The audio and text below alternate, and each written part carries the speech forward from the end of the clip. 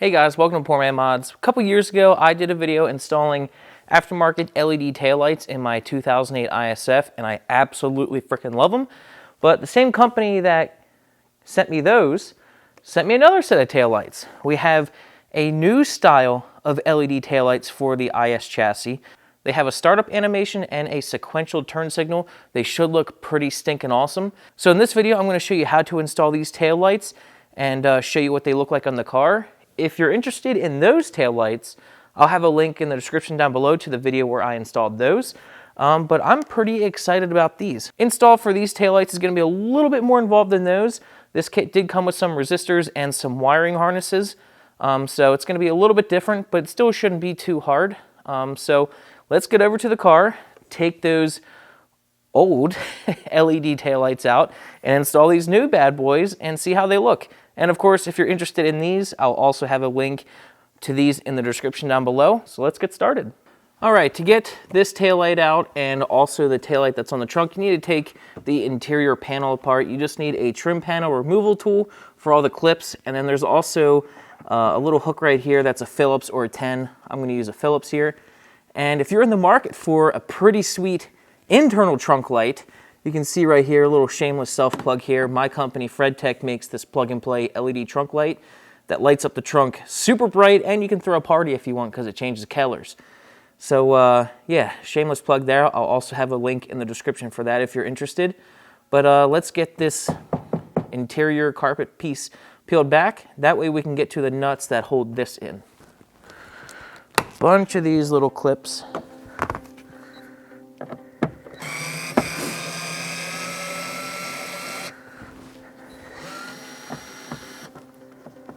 That's pretty much all you need to do. And then you can access the three nuts right here that secure the taillight, and it comes right off.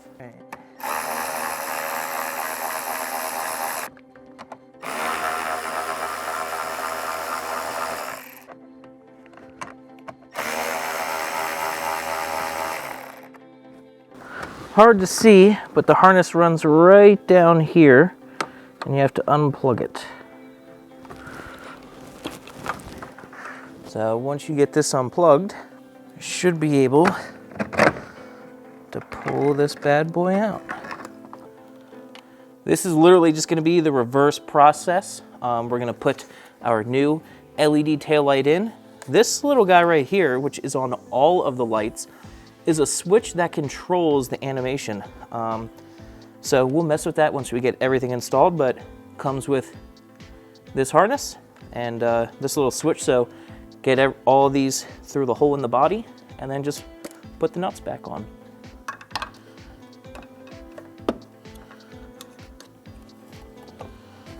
It's very important when you go to tighten these, you don't need to make them super tight. You don't want to break the studs.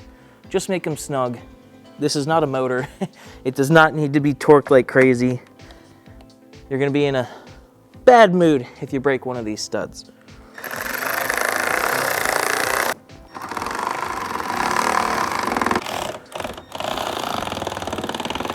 Once again, hard to see just because it's way down here, but we'll get this connector plugged in.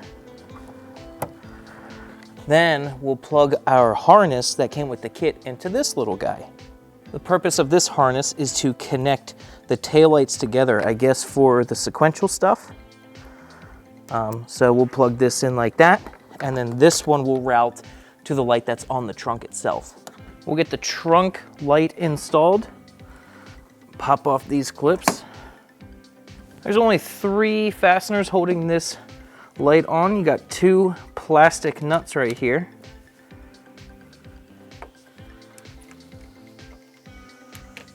And then there's 1 on the inside.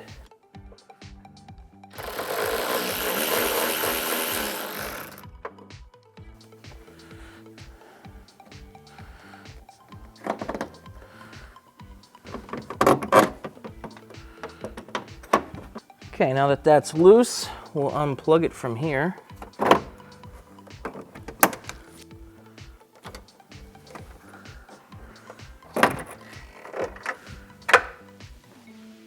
Okay, got our new taillight section, pretty straightforward. We'll get it installed. You can see this does have a resistor built in, So hopefully we won't need to add any more resistors, but there is a possibility this will hyperflash, and that's why the kit does come with more resistors. But they did try and install one beforehand.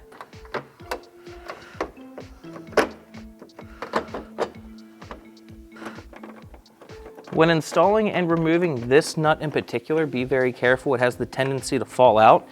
If it does fall out, it's gonna fall down here in this corner, and you'll need to get a magnet and get it. Not that big of a deal, but it is possible. It did happen to me. So with the taillight out, you can just put a magnet straight down in here in this corner, and that's where it's gonna be.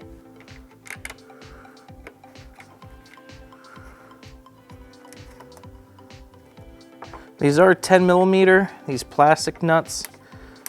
I'm just doing it by hand, and I just tightened that one down too much and the stud came through. So you don't need to make these tight. I literally just broke that one. So just make them hand tight. Here's our little switch to control the animation, and we'll get this wired up. Put that in there. And here is the wire that we connected to the taillight on the fender. We'll plug that in right here. We'll tidy that up later once we have this complete. So for now, I'm just gonna connect the wires directly. I'm not gonna run this neatly. I'm gonna get the other side installed and then get the sequence and animations and everything to the way I like it, and then I'll come back and clean everything up. But that basically is the mechanical part of this install. Very straightforward.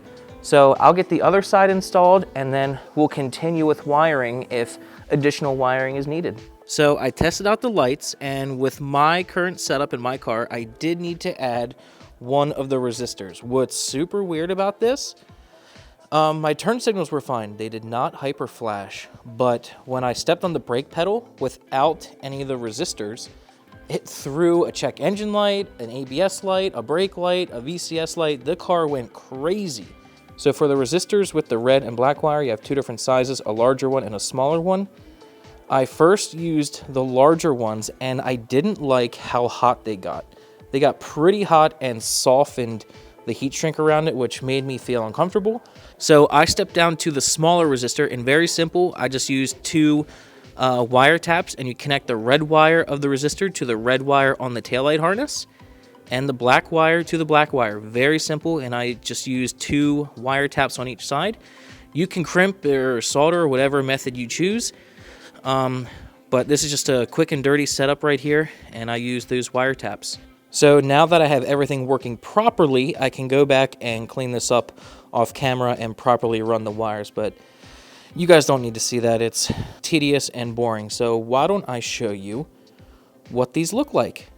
And before I show you these taillights, these switches, there's a switch on each taillight, so there's 4 switches total, and all they do is activate or deactivate the startup animation and the sequential turn signal. So one setting, you get the sequential and the animation, and the other setting, it's turned off, and they just operate normal on and off. So with this car, when I activated the animation and the sequential turn signal, that's when the car got unhappy and threw all those lights.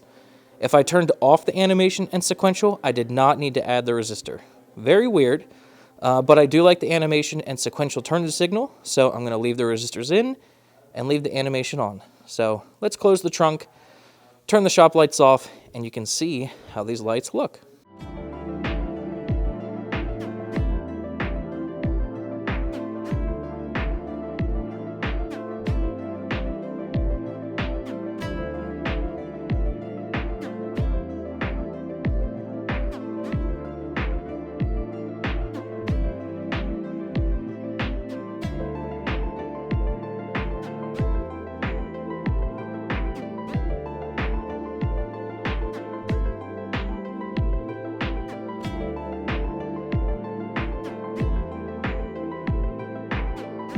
The screen on my camera is showing that this light looks orange or a little bit orange, but in person it is absolutely red. There is no orange going on here.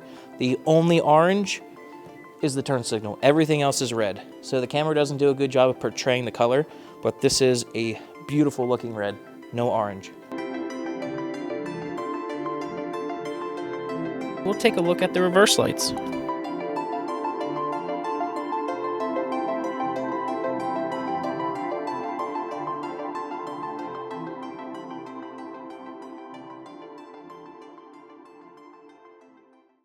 All right, guys, there you go. Got the taillights installed, and I got to say, I am absolutely loving these things. The animation looks so good. I don't know why you would turn it off, and the sequential looks so good too. I didn't show you a clip of them turned off because it's literally just eliminating that animation, and the turn signal is a flash rather than the sequential. So my advice is leave the animation on with the sequential. The reverse lights for this, they're all right. They're not horrible. But you do have a backup camera, so it's not that big of a deal. But the taillights themselves and the turn signals are looking so much better. Gives it a much more modern look. And like I said, for this car, I only needed the smaller resistor for it to work. I didn't trust that bigger one. And yeah, now the car has no problems at all, and it's looking a lot better. So one more thing, these taillights on camera, at least at my screen, they look orange. But I promise the only orange or amber on these taillights is for the turn signal. The actual taillight, like what's on right now, is pure red. There is no orange. So the camera isn't doing it too much justice there, but trust me, it's all red, no orange. If you guys want to give your Lexus IS a more modern and cool look, I highly recommend these taillights. I'll have a link in the description down below for you. And yeah, hope you guys enjoyed this video. Hope you learned something, and we'll see you next time. Thanks.